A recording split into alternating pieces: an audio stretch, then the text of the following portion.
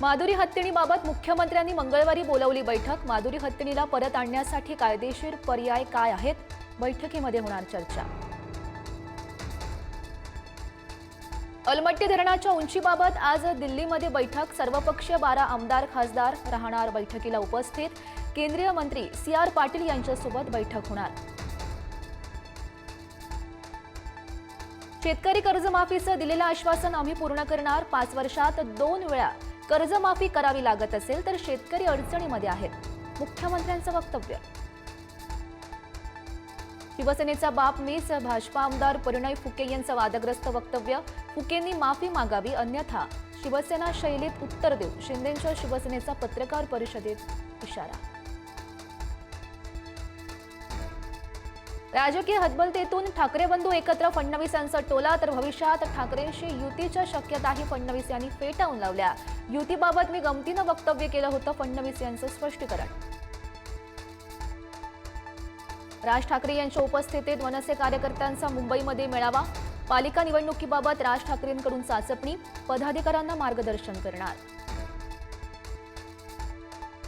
मुलींच्या छेडछाडीची प्रकरणं वाढल्यानं अमित ठाकरे आक्रमक। छेड काढणाऱ्यांचे हातपाय तोडून पोलिसात द्या, अमित ठाकरेंचं वक्तव्य।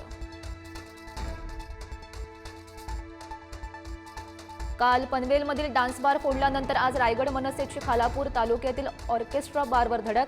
बार बंद करण्यासाठी मनसेची तंबी। राज ठाकरेंच्या डान्स बारच्या वक्तव्यानंतर कार्यकर्ते आक्रमक।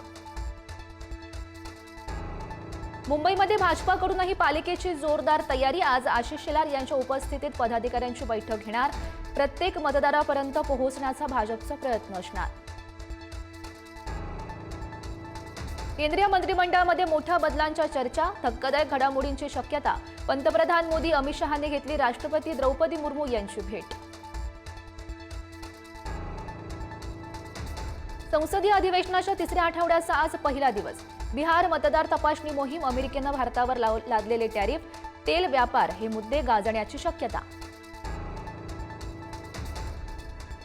संतोष देशमुख खून प्रकरणात आज बीड न्यायालयामध्ये सुनावणी। वाल्मिक कराडच्या दोषमुक्तीच्या अर्जावर युक्तिवाद होण्याची शक्यता।